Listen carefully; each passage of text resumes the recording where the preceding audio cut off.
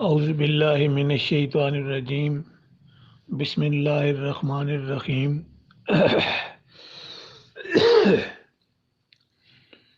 میں قصہ آدم کے سلسلے میں کچھ اظہار خیال کرنے سے پہلے اس انتظار میں تھا کہ دوستوں کی آراء آ جائیں، لیکن دوست شاید خاموش ہیں سارے، یا سارے اس انتظار میں ہیں کہ میں ہی کچھ عرض کروں۔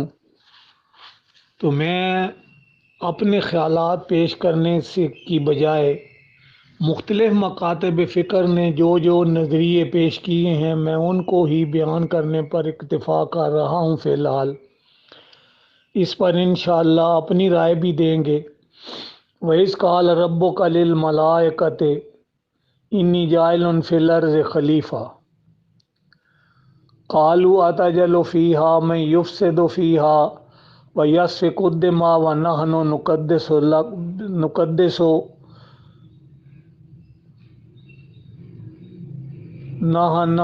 نُسَبِّحُ بِحَمْدِكَ وَنُقَدِّسُ لَكَ قَالَ إِنِّي أَعْلَمُ مَا لَا تَعْلَمُونَ۔ کچھ یہاں تک ہی رہتے ہیں، ابھی اس پہ صرف سجدہ ملائکہ کی بات کریں گے۔ کچھ لوگوں نے اس کو آدم علیہ السلام کی تخلیق کو اس طرح سے فرق کہا ہے، جو آپ روایتی مفہوم ہے وہ تو جانتے ہیں، وہ مجھے دہرانے کی ضرورت نہیں، کہ اللہ تعالیٰ نے اپنے خاص ہاتھوں سے مخصوص مٹی سے ایک آدم کا پتلا بنایا اور پھر اس میں روح پھونکی اور پھر فرشتوں کو کہا کہ اس کو سجدہ کرو۔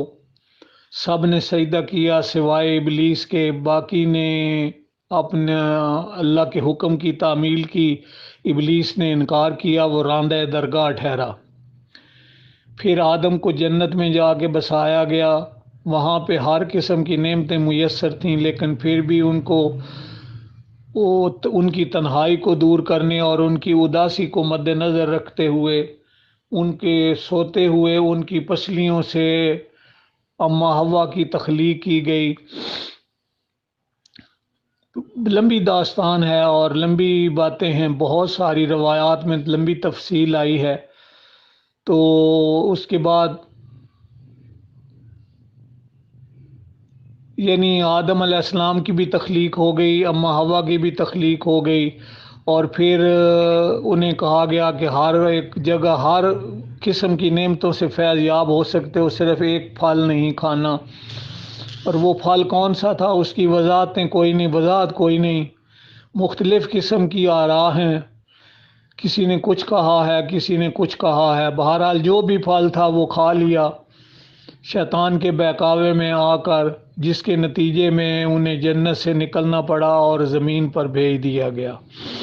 پھر یہاں پہ صبح شام اولاد کا تصور ہے اور پھر نسل انسانی کی بقا ہے۔ چلے اس طرح ہم نے یہ تو بتا دیا کہ آدم اور اما حوا کی تخلیق اس طرح سے ہوئی ہے، انسانوں کا سلسلہ زمین پر اس طرح سے شروع ہوا۔ دنیا میں ایک تو یہ ذہن میں رکھیں کہ دنیا میں 15 لاکھ مختلف انواع کے جانور موجود ہیں، 5 لاکھ انواع کے پودے موجود ہیں، یعنی کم و بیش 20 لاکھ انواع ہیں جانداروں کی یا لائف کی مختلف شکلیں جو ہیں، حیات کی مختلف شکلیں جو ہیں لائف کی۔ ایک تو تخلیق ہم نے انسانوں کی کر لی، لاکھوں تعداد میں جو جانور ہیں، گھوڑا ہے، گائے ہے، بھینس ہے، بکریاں ہیں وغیرہ وغیرہ، کیڑے مکوڑے، ان کی تخلیق کیسے ہوئی، ان کے جوڑے کیسے بنے، کیا ان کی بھی کوئی اسی طرح سے داستان ہے یا ویسے اللہ تعالیٰ نے قدرت سے ان کو تخلیق کر دیا اور پھر وہ سلسلہ شروع ہو گیا؟ کچھ اس سلسلے میں اظہار خیال، اس سلسلے میں خاموشی ہے، کوئی بھی اس سلسلے میں نہیں بتاتا۔ سائنسدان بتاتے ہیں تو وہ انسانوں کو بھی اس زمرے میں شامل کرتے ہیں، کیونکہ بھی یہ بھی تو حیات کی ایک قسم ہی ہے۔ بہرحال یہ ساری قابل غور باتیں ہیں۔ پھر جدید نقطہ نظر جو ہے قرآن کریم کا، وہ بھی مد نظر رکھنا چاہیے۔ وہ بیان یہ کرتے ہیں، میں اس کی وضاحت سے پہلے تھوڑا سا ایک بات عرض کر دوں۔ ایک ہوتی ہے بزبان حال بات کرنا۔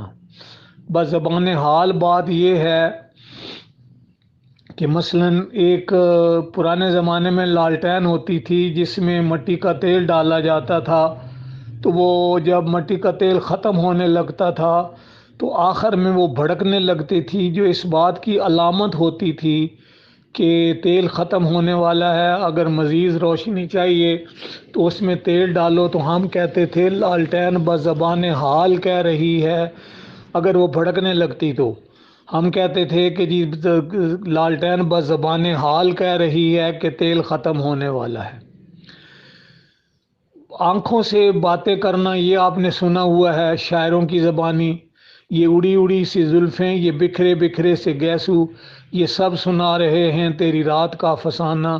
کہنے کی ضرورت کوئی نہیں، پتہ چل جاتا ہے بستر کی سلوٹوں سے کہ یہاں کوئی رات کو سویا ہے یا کوئی مسئلہ ہوا ہے۔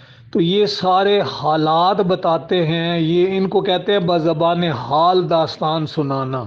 کسی شخص کے چہرے سے پتہ چل رہا ہوتا ہے کہ وہ پریشانی میں ہے، خوشی میں ہے، راحت میں ہے، گھبراہٹ میں ہے، غصے میں ہے یا فرحت میں ہے، یہ ساری چیزیں اس کے چہرے سے عیاں ہو رہی ہوتی ہیں۔ اسی لیے اس کو بشر کہتے ہیں، کیونکہ اس کا بشرا جو ہے، یہ مخصوص چہرہ جو ہے، یہ علامت بتا رہا ہوتا ہے اس کی ساری خصوصیات کی۔ چہرہ داستانیں سنا رہا ہوتا ہے، اس کو کہتے ہیں بزبان حال بات کرنا۔ کچھ لوگوں نے یہ آدم کی داستان کو بزبان حال داستان کہا ہے انسانیت کی۔ کچھ نے کہا کہ یہ بحیثیت مجموعی تمام انسانوں کی ماضی، حال اور مستقبل سمیت داستان ہے۔ جہاں تک سجدے کی بات ہے، ذرا دیکھیں کہ سجدہ کیا ہوتا ہے۔ کہ ملائکہ نے سجدہ کیا، پہلے تو سجدے کا یہ مفہوم دیکھ لیں کہ کیا اس طرح کا سجدہ تھا جس طرح ہمارے ہاں کا تصور ہے۔ اگر اس طرح سے سجدہ تھا تو سورہ رحمان کے اندر بھی اور بے شمار مقامات کے اندر بھی قرآن کریم کے اندر سجدے کی مختلف کیفیات آئی ہیں۔ پہاڑ بھی، ہر چیز سجدہ ریز ہے اللہ کے حضور۔ الرحمن رحمان علم القرآن، خلق الانسان علمہ البیان، الشمس والقمر بحسبان والنجم والشجر یسجدان۔ اب یہ بتائیں کہ ستارے اور جو نجم ہیں یا شجر ہیں، یہ سارے کے سارے سجدہ ریز ہیں۔ یہ کس قسم کا سجدہ ہے جو وہ ادا کر رہے ہیں؟ کیا وہ ہماری طرح کا سجدہ ہے؟ کیا وہ ہماری طرح ماتھا ٹیک کے سجدہ کر رہے ہیں، یا یہاں سجدے سے مراد اللہ کے حکموں کے پابند؟ جو بھی آپ مفہوم لینا چاہیں، تو کیا ملائکہ کے سجدہ ریزی سے مطلب وہ نہیں لیا جا سکتا؟ ضروری ہے کہ ملائکہ کو بھی اسی طرح کا سجدہ کرانا ہے جس طرح سجدہ ہم کر رہے ہوتے ہیں، یا ہمارے ہاں کے تصور میں ہے جناب نا جی؟ یہ بات بھی ذہن میں رکھیں۔ اور ہر چیز اپنی اپنی تسبیح جانتی ہے، ہر چیز اپنی اپنی صلات سے آگاہ ہے۔ تو جو بھی کائنات کے اندر چیزیں ہیں وہ اپنی اپنی صلات کون سی ادا کر رہے ہیں؟ یہ ہمارے رکوع و سجود والی اور قوم قاعدے والی، یا ان کے ہاں کوئی اپنی نماز کا بھی تصور ہے؟ ہر ایک نے وضاحت کر دی ہے کہ اس سے مراد ہر ایک کا اپنا اپنا انداز ہے، اپنا اپنا طریقہ کار ہے۔ ہر ایک چیز کا اپنے اللہ کے حکم کے مطابق سرگرم عمل رہنا، چلتے رہنا، یہ اس کی اپنی اپنی صلات ہے۔ اللہ نے پہاڑوں پر وحی کی، اللہ تعالیٰ نے زمین و آسمان کی طرف وحی کی اور اپنی امانت سپرد کرنا چاہی تو انہوں نے انکار کر دیا۔ یہ امانت انسان کے سپرد ہوئی تو اس نے قبول کر لیا، یہ بڑا ظالم اور جاہل ہے۔ لو جی، امانت بھی قبول کر لی اور جاہل بھی اور ظالم بھی بنا۔ بہرحال اس کا آیت کا مطلب اور مفہوم بیان کریں گے بعد میں کہ اس کا مطلب کیا تھا، امانت ہوتی کیا ہے۔ اور بہرحال بات یہ ہے کہ اللہ تعالیٰ نے کس زبان میں بات کی ہوگی پہاڑوں سے۔ شہد کی مکھی کو اللہ تعالیٰ وحی فرماتے ہیں تو وہ کس زبان میں وحی ہوتی ہے؟ تو ان ساری باتوں کو مد نظر رکھیں، ہر ایک چیز کا ایک انداز ہوتا ہے۔ تو یہاں پہ وَإِذْ قَالَ رَبُّكَ لِلْمَلَائِكَةِ إِنِّي جَاعِلٌ فِي الْأَرْضِ خلیفہ، ظاہری ترجمہ تو یہی ہے کہ اللہ تعالیٰ نے جب کہا رب نے کہا ملائکہ سے کہ میں بنانے والا ہوں خلیفہ زمین میں، تو انہوں نے کہا کہ تو ایسے کو خلیفہ بنا رہا ہے جو وہاں فساد کرتا ہے یا کرے گا اور جو خونریزیاں کرے گا، جب کہ ہم تو تیری تسبیح بیان کر ہی رہے ہیں اور تیری پاکیزگی بیان کر ہی رہے ہیں۔ اللہ نے کہا جو میں جانتا ہوں وہ تم نہیں جانتے، میں صرف ابھی لفظی دوان ترجمے پہ ہوں اور اس کا ابتدائی مفہوم بیان کرنا چاہ رہا ہوں۔ اب جو ملائکہ کا لفظ ہے اس کے بہت سارے مفہوم ہیں۔ کچھ لوگ جو ہیں اس کو مخلوق کی شکل میں لیتے ہیں۔ اب ہمارے ہاں عجیب سی بات ہے کہ ہم نے مخلوق کا تصور بھی بنا لیا، تو ہمارے ذہنوں میں پروں والی ایک مخصوص قسم کی نورانی مخلوق بن گئی۔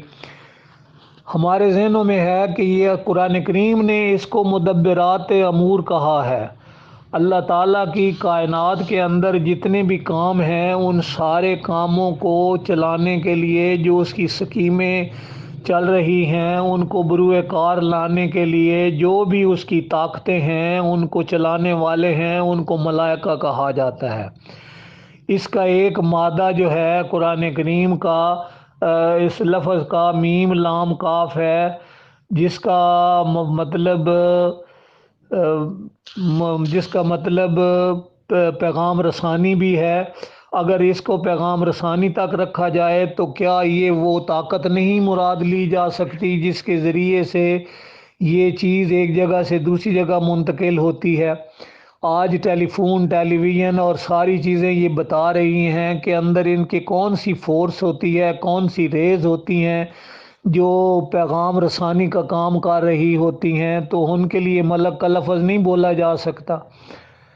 عربی زبان والے تو ملک کا لفظ بول رہتے ہیں۔ ملک وہ ہوتے ہیں جن کی ملک میں یہ ساری مملکت ہو سکتی ہے۔ ملوکیت کا لفظ بھی اسی سے ہے، ملکیت کا لفظ بھی اسی سے ہے، یہیں سے لفظ ہیں ملائکہ۔ تو خدا کی سکیموں کو بروئے کار لانے والی جتنی بھی اللہ تعالیٰ کی مخلوقات ہیں، مخلوق کا لفظ بے شک استعمال کر لیں تو وہ ساری کی ساری ملائکہ میں شمار ہوتی ہیں۔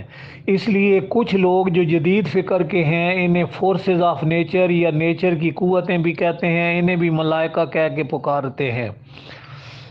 قرآن کریم کے اندر ہے 16 نمبر سورت 49 نمبر آیت، وَلِلَّهِ يَسْجُدُ مَا فِي السَّمَاوَاتِ وَمَا فِي الْأَرْضِ مِن دَابَّةٍ وَالْمَلَائِكَةُ۔ کائنات کے اندر جتنی بھی ذی حیات ہیں انسانوں کو چھوڑ کر وہ اور جو ملائکہ ہیں، من دابتن والملائکۃ، یہ سارے کے سامنے قوانین خداوندی کے سامنے سر بسجود ہیں، اس کی اطاعت کرتے ہیں۔ وہم لا یستکبرون، اور کسی کو بھی ان قوانین سے سرتابی نہیں ہے۔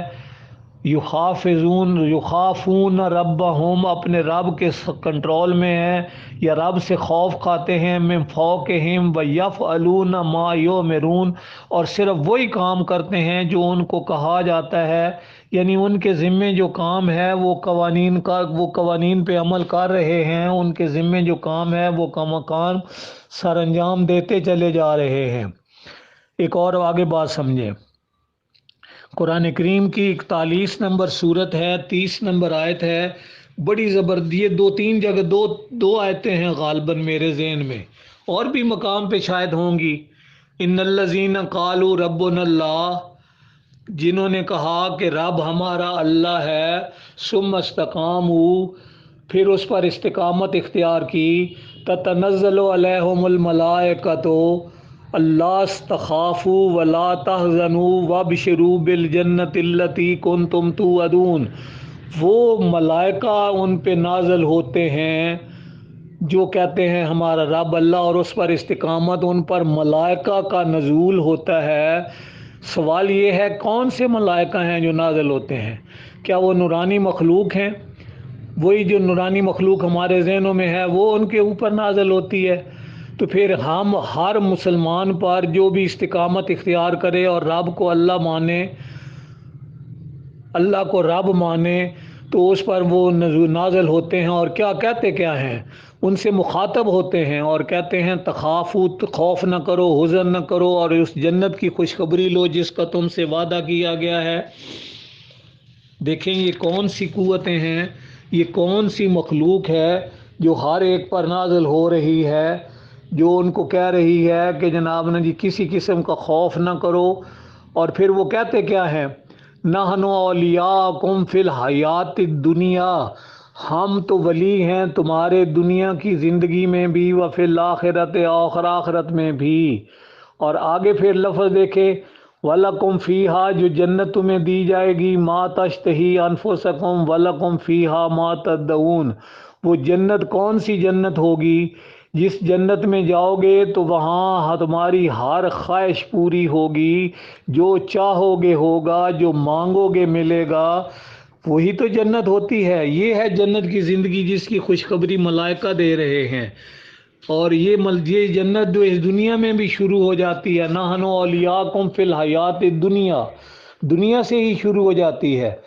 میرا کہنے کا مسئلہ یہ ہے، یہ سوال یہ ہے کہ کیا یہ کون سے ملائکہ ہیں جن کا نزول انسانوں پہ ہو رہا ہے یا مومنوں پہ ہو رہا ہے؟ آپ اس ملائکہ کو، مخلوق کو جو بھی آپ نام دینا چاہیں، تو یہ میرے آگے سجدہ نہیں کر رہے، یہ مجھے بتا نہیں رہے، مجھے خوف و حزن سے معمون نہیں کر رہے۔ اور پھر یہ ملائکہ کا نزول ہوتا کیسے ہے؟ ہمارے ہاں اس کے ہاں بھی بڑا تصور ہے۔ قرآن کریم کی سورت نمبر 8 آیت نمبر 12 میں ہے، اِذ یوحی ربک، رب تیرے نے وحی کی، الی الملائکۃ، ملائکہ کی طرف، انی معکم، میں تمہارے ساتھ ہوں۔ کیا ہے کہ کس کے لیے؟ کہ جاؤ بدر کے میدان میں، میرے صحابہ لڑ رہے ہیں، میرے پیغمبر کے صحابہ جنگ کرنے جا رہے ہیں، تو اللہ تعالیٰ نے وحی کی ملائکہ کی طرف، جاؤ ان کی مدد کرنے کے لیے، انی معکم، میں تمہارے ساتھ ہوں۔ تو اللہ ملائکہ کے ساتھ تھا، مومنوں کے ساتھ نہیں تھا، ملائکہ کے ساتھ تھا۔ انی معکم، میں تمہارے ساتھ ہوں، تم جاؤ، تم وہ کچھ کرو، کیونکہ جو میرے بندے ہیں میرے قانون کے مطابق چل رہے ہیں، تم بھی ان کی جا کے حمایت کرو مومنین کی جماعت کے ساتھ۔ انہوں نے جا کے کیا کیا جناب نا جی، ان کے دلوں میں القاء کیا کیا کہ جناب ثبت الذین آمنوا فثبت الذین آمنوا، کہ جو جماعت مومنین ہیں ان کے قدم مضبوط کر دیے جا کے۔ یہ تھا ملائکہ کا کام، خود نہیں لڑے، خود ان کی تلواریں کھینچ کے پھینک نہیں دیں اور خود تلواریں ہاتھ میں نہیں لے لیں، بلکہ ان کے پیر مضبوط کر دی، ان کے قدم مضبوط کر دیے، ان کو استقامت دکھا دی۔ اور پھر جناب نے جی کفار کے دل میں، آگے لفظ ہے کہ کفار کے دل میں رعب ڈال دیا ان کا اللہ تعالیٰ نے، ان کو، ان ملائکہ نے۔ یہ سارا ملائکہ کا کام تھا۔ آپ خود سوچیں کہ ملائکہ کون ہیں۔ اور پھر ان کے بارے میں انسانوں نے کہانیاں بنائی ہوئی ہیں۔ 9/26 میں ہے، 9 نمبر صورت ہے، آیت نمبر ہے میں واضح طور پہ لفظ ہے، وَأَنزَلَ جُنُودًا، ہم نے ان کے لشکر بھیجے، لم تروہا، تم ان کو نہیں دیکھ سکتے تھے، اے پیغمبر تمہیں وہ نظر نہیں آتے تھے۔ ہائے اللہ، جب میرے پیغمبر کو نظر نہیں آ رہے تھے، انہیں سفید پگڑیاں باندھے یا جناب سبز پگڑیاں باندھے گھوڑیوں پہ سوار کیسے نظر آ جاتے ہیں؟ اس قوم کو بابا گھوڑے شاہ اور بابا چگڑ شاہ تو یاد ہیں، ان کی کرامتیں تو یاد ہیں۔ 65 کی جنگ میں بزرگ اپنی قبروں سے نکل کر لڑ رہے تھے، یہ تو یاد ہیں، لیکن خالد بن ولید کے 10 مجاہدین یاد کوئی نہیں جنہوں نے 60,000 کا لشکر پسپا کر دیا تھا۔ انہیں محمد بن قاسم کا چند سینکڑوں کا لشکر یاد کوئی نہیں جنہوں نے راجہ دیر کی ہزاروں پر مشتمل فوج کو تباہ کر دیا تھا۔ انہیں بختیار خلجی کا وہ لشکر یاد نہیں جس نے بنگال فتح کر لیا تھا۔ یہ مجاہدین کے کارناموں کو نہیں مانتے، انسان کی قوتوں کو تسلیم نہیں کرتے، ما فوق الفطرت کہانیوں کو مانتے ہیں۔ اور یہ اسی صورت نمبر 9 آیت نمبر 26 میں ہے، انزل اللہ سکینتہ، ان فرشتوں نے یا ان ملائکہ نے کیا کیا؟ تمہارے دلوں کے اندر سکون پیدا کر دیا۔ میں لمبی بات نہیں کر رہا۔ وَإِذْ قَالَ رَبُّكَ لِلْمَلَائِكَةِ إِنِّي جَاعِلٌ فِي الْأَرْضِ خلیفہ، ابھی تک میں نے صرف اشارہ کیا ہے۔ اب میں نے صرف سجدہ ملائکہ کی بات کی کہ سجدے سے کیا مراد ہو سکتی ہے، ملائکہ سے کیا بات ہے، ملائکہ کرتے کیا ہیں۔ ابھی خلیفہ کی بات آئے گی۔ پھر جو انہوں نے کہا کیا وہ ہو رہا ہے یا نہیں ہو رہا، اس کو زمانہ حال کے مطابق دیکھو۔ کائنات کی ساری قوتیں انسان کے آگے سر نگوں کر دی گئیں، لیکن انسان کے اپنے اندر کی ایک سرکش قوت ہے، وہ اس کے قابو میں نہ آئی۔ فرشتوں نے بزبان حال کہا، یا وہ کہہ رہے ہیں کہ جناب یہ تو خون ریزیاں کرے گا، فساد مچائے گا، اور ہو اسی کے مطابق ہی رہا ہے۔ تو اللہ نے فرمایا کہ جو میں جانتا ہوں، جو میرا پروگرام ہے، وہ شاید وہ تمہارے علم میں نہیں ہے۔ آگے پھر چلیں گے انشاءاللہ، سلسلہ چلے گا۔ آج ہم یہیں تک رکھتے ہیں۔ کچھ اشارے میں نے کیے ہیں، ان پہ غور کرنے کی ضرورت ہے۔ یہ ایک نقطہ نظر ہے جدید فکر والوں کا۔ میں نے ابھی اپنی رائے پیش نہیں کی یا اپنا خیال ابھی نہیں دیا، چونکہ بات بہت لمبی ہو گئی ہے۔ جب اس پہ کمنٹس آئیں گے، باتیں ہوں گی، تبصرے ہوں گے، تو پھر اس کے بعد آگے سلسلہ چلے گا۔